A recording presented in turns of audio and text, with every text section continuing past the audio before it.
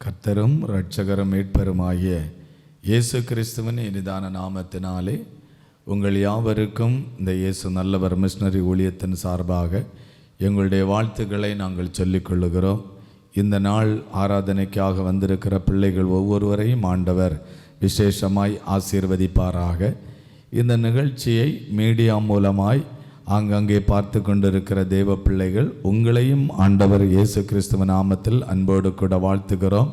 ஆண்டவர் உங்களை விசேஷமாய் ஆசீர்வதிப்பாராக. இந்த இயேசு நல்லவர் மிஷனரி ஊழியத்துக்காக நீங்கள் ஜெபிக்கிறதை நினைத்து நான் ஆண்டவரை துதிக்கிறேன். இந்த நிகழ்ச்சி உங்களுக்கு மிகுந்த ஆசீர்வாதமாக இருக்கும் என்பதை நான் ஆவிக்குள்ளதாக நான் அதை நினைக்கிறேன்.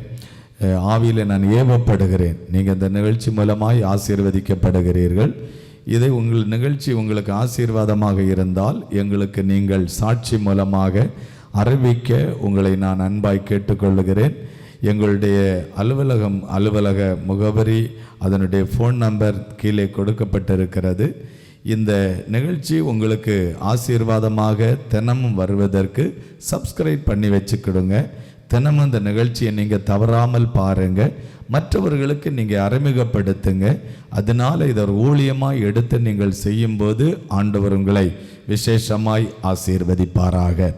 சரி, இன்னைக்கு நான் இந்த நாள் செய்திக்காக உங்களுக்கு தேவ சமூகத்தில் நான் காத்திருந்த போது அநேகம் பேர் ஜெபிக்கிற ஜெப விண்ணப்பத்தை ஆண்டவர் இன்னும் பதில் கொடுக்கவில்லை. நிறைய பேர் என்னிடத்தில் அதைத்தான் வந்து சொல்லுகிறார்கள், பிரதர் நான் இரவு பகலாக ஜெபம் பண்ணுகிறேன் பிரதர், சர்ச்சில் போய் ஜெபம் பண்ணுறேன், வீட்டில் இருந்து ஜெபம் பண்ணுறேன், நாங்கள் குழுவாய் கூடி ஜெபிக்கிறோம், ஆனால் என்னுடைய ஜெபத்திற்கு பதில் வரலையே பிரதர் என்ன அப்படின்னு சொல்கிறதை நான் கேட்டிருக்கிறேன். அப்போ ஆண்டவரிடத்தில் நான் ஜெபிக்கும்போது ஆண்டவர் 3 காரியங்களை உங்களிடத்திலே சொல்ல சொன்னார். இந்த 3 காரியத்தை நீங்கள் செய்யும் பொழுது ஆண்டவர் கட்டாயமாய் உங்களுடைய ஜெபத்திற்கு ஆண்டவர் பதில் கொடுப்பார்.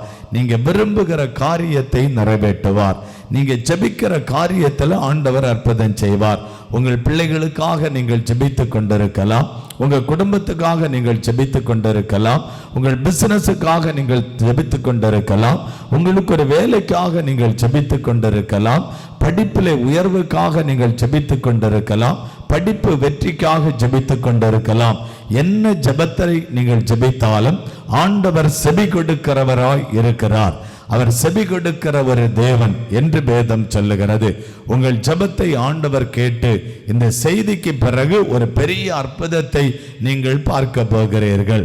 லூக்கா 6ஆம் அதிகாரம் 36வது வசனத்தை நாம் வாசிக்க கேட்போம். இரக்கமுள்ளவராய் இருக்கிறது போல நீங்களும் இரக்கமுள்ளவர்களாய் இருங்கள். நீங்களும் இரக்கமுள்ளவராய் இருங்கள். இப்பொழுது பிதா அவர் இரக்கமுள்ளவராய் இருக்கிறார், அதுபோல நீங்களும் இரக்கமுள்ளவராய் இருக்கும் பொழுது உங்களுடைய ஜெபத்தை கேட்டு ஆண்டவர் பெரிய அற்புதத்தை செய்வார். உங்களிடத்தில் இரக்க குணம் இருக்கும் பொழுது ஆண்டவர் உங்களுடைய ஜெபத்திற்கு பதில் கொடுப்பார் என்று கர்த்தருடைய வசனம் சொல்லுகிறது. அல்லேலூயா.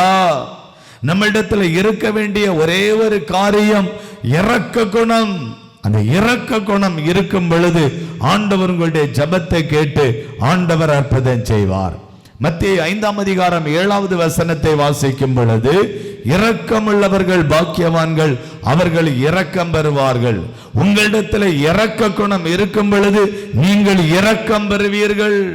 உங்களிடத்தில் இரக்க குணம் இருக்கும் பொழுது நீங்கள் இரக்கம் பெறுவீர்கள். ஏன் ஜெபத்திற்கு இன்னைக்கு பதில் வரவில்லை? உங்களிடத்தில் இரக்க குணம் இல்லை. ஒரு இரக்க குணம் இருக்கும் பொழுதுதான் ஆண்டவர் அந்த ஜெபத்திற்கு பதில் கொடுப்பார். யாத்திராகமம் 22ஆம் அதிகாரம் 27வது வசனம். அவன் போர்வை அதுதானே, அதுவே அவன் தன் உடம்பை மூடிக்கொள்ளுகிற வஸ்திரம், வேறு எதனாலே போர்த்து படுத்துக் கொள்ளுவான்? அவன் என்னை நோக்கி முறையிடும் போது நான் அவனுக்கு செவி கொடுப்பேன். நான் இரக்கமுள்ளவராய் இருக்கிறேன். நியாயாதிபதிகளை போதும். அவன் என்னை நோக்கி முறையிடும் போது நான் அவனுக்கு செவி கொடுப்பேன். அவன் என்ன நோக்கி முறையிடணும்? இரக்க குணம் உள்ளவனாய் இருந்து ஆண்டவரிடத்துல முறையிடும் பொழுது ஆண்டவர் அவனுடைய ஜெபத்திற்கு பதில் கொடுப்பார். அல்லேலூயா. அப்ப யாருக்கு ஆண்டவர் இரக்கத்தை காண்பிக்க வேண்டும்? யாருக்கு ஆண்டவர் பதில் கொடுப்பார்? இதைத்தான் 3 வசனங்கள் மூலமாய் நம்ம தியானிக்க போகிறோம். முதலாவது, ஏழைகளுக்கு இரக்கத்தை காண்பிக்க வேண்டும். ஏழைகள், இந்த உலகத்தில் எவ்வளவோ ஏழைகள் இருக்கிறார்கள். அவர்களுக்கு உங்களுடைய இரக்கத்தை காண்பிக்கும் பொழுது ஆண்டவர் உங்களுடைய ஜெபத்திற்கு பதில் கொடுப்பார். சங்கீதம் 112:5 வாசிக்கும் பொழுது, இறங்கி கடன் கொடுத்து தன் காரியங்களை நியாயமானபடி நடப்பிக்கிற மனுஷன் பாக்கியவான். ஒரு ஏழைகளுக்கு இரக்கம் காண்பிக்கிறவனுடைய ஜெபத்தை ஆண்டவர் கேட்டு அவனுக்கு ஒரு அற்புதத்தை செய்வார். அந்த ஏழைகளுக்கு இரக்கம். இன்னைக்கு அநேகம் பேர் ஏழைகளுக்கு இரக்கத்தை காண்பிப்பது இல்லை. அதனால தான் அவர்களுடைய ஜெபத்திற்கு ஆண்டவர் பதில் கொடுக்கவில்லை. ஏழைகளுக்கு ஆண்டவர் நாம் ஜெபிக்க, அவர் ஏழைகளுக்கு இரக்கம் காட்ட வேண்டும், ஏழைகளுக்கு தயவை காண்பிக்க வேண்டும். அந்த ஏழைகளுக்கு இறங்கும் பொழுது ஆண்டவர் நம்முடைய ஜெபத்திற்கு பதில் கொடுத்து நமக்கு ஆண்டவர் அற்புதம் செய்கிறார். சங்கீதம் 37 சங்கீதம் 21 வசனத்தை வாசித்தால், தொன்மார்க்கன் கடன் வாங்கி செலுத்தாமற் போகிறான், நீதிமானோ இறங்கி கொடுக்கிறான். தொன்மார்க்கன் வாங்கின கடத்தை திருப்பியே கொடுப்பதில்லை, ஆனால் நீதிமானோ இறங்கி அவனுக்கு திருப்பி கொடுக்கிறான். அந்த நீதிமானுடைய ஜெபத்தை ஆண்டவர் கேட்டு அவனுக்கு ஆண்டவர் செவி கொடுக்கிறதை பார்க்கிறோம், பதில் கொடுக்கிறதை பார்க்கிறோம், அற்புதம் செய்கிறதை பார்க்கிறோம். உங்களுக்கு ஆண்டவர் அற்புதம் செய்வார். முதலாவது, உங்களுடைய ஜெபத்திற்கு ஆண்டவர் பதில் கொடுக்க வேண்டுமானால் ஏழைகளுக்கு இரக்கத்தை காண்பிக்க வேண்டும். இரண்டாவது, உங்களுடைய ஜெபத்திற்கு பதில் கொடுக்க வேண்டுமானால் மற்றவர்களை நரக அக்கினியிலிருந்து பாதுகாக்க வேண்டும். மற்றவர்களை நரக அக்கினியிலிருந்து நீங்கள் பாதுகாக்க வேண்டும். அப்பொழுது ஆண்டவர் உங்களுடைய ஜெபத்திற்கு பதில் கொடுப்பார். யூதா 1:22 வசனத்தை வாசித்தால், நீங்கள் பகுத்தறிவு உள்ளவர்களாய் இருந்து சிலருக்கு இரக்கம் காட்டி சிலரை அக்னியிலிருந்து இழுத்துவிட்டு பயத்தோட ரட்சித்து. சில பேர் நரக அக்னிக்கு இரையாகி கொண்டிருக்கிறார்கள். நரக அக்னிக்காக அவர்களுடைய வாழ்க்கை போய் கொண்டிருக்கிறது. அந்த நரக அக்னியிலிருந்து அவர்கள் விடுதலையாக, அவர்களுக்காக நீங்கள் ஜெபிக்க வேண்டும், அவர்களுக்காக ஊழியம் செய்ய வேண்டும், அவர்களுக்காக போராட வேண்டும். அப்பொழுது ஆண்டவர் உங்களுடைய ஜெபத்தை கேட்டு ஆண்டவர் பதில் கொடுப்பார். அந்த பகுத்தறிவு உள்ளவர்களாக இருக்கணும். அந்த ஆத்மா நரகத்துக்கு போக கூடாதே, இந்த ஆத்மா நரக அக்கினியிலே அழிந்து விடக்கூடாதே. இந்த ஆத்மாவுக்காக நீங்கள் பரிதவிக்கும் பொழுது உங்களுடைய ஜெபத்தை ஆண்டவர் கேட்பார்.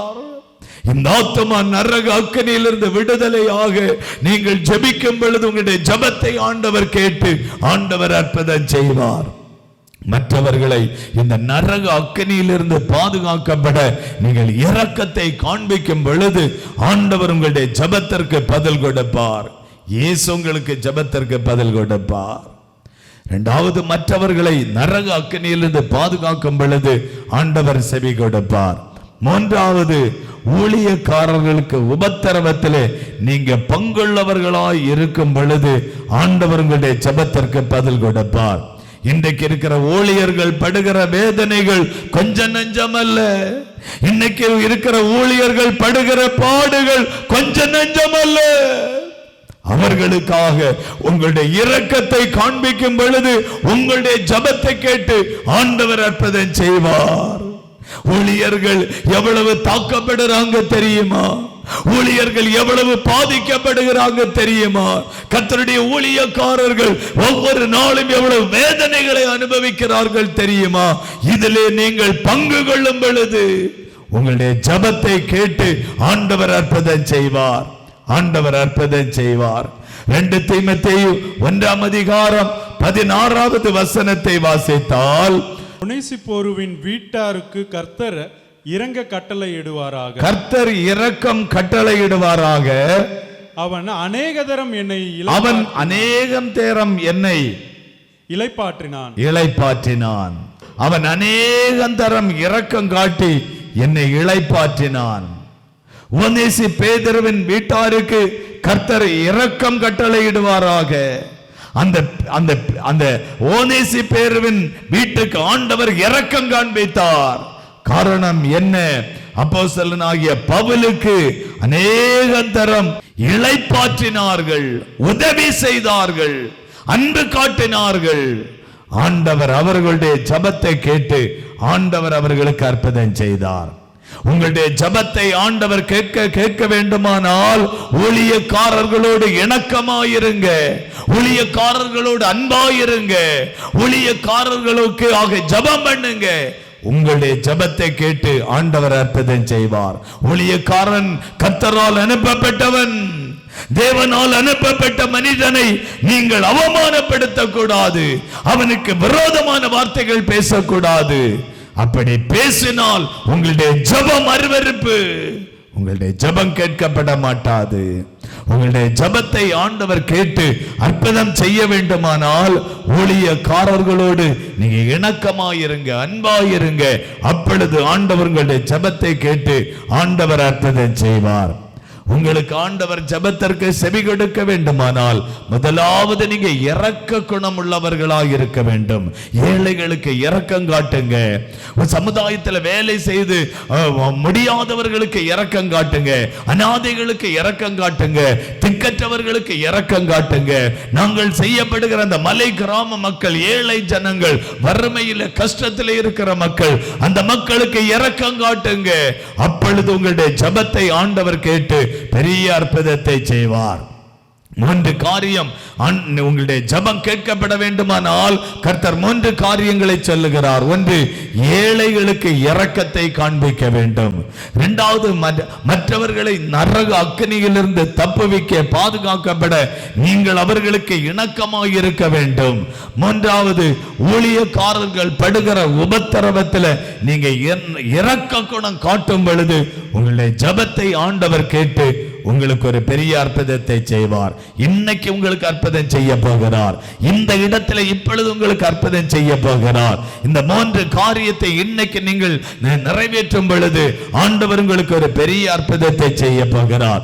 நம்ம எல்லாரும் ஜெபிக்கும்படி அப்படி எழுந்திருப்போம். எல்லாரும் ஜெபிக்கும்படி. ஹல்லேலூயா, ஹல்லேலூயா.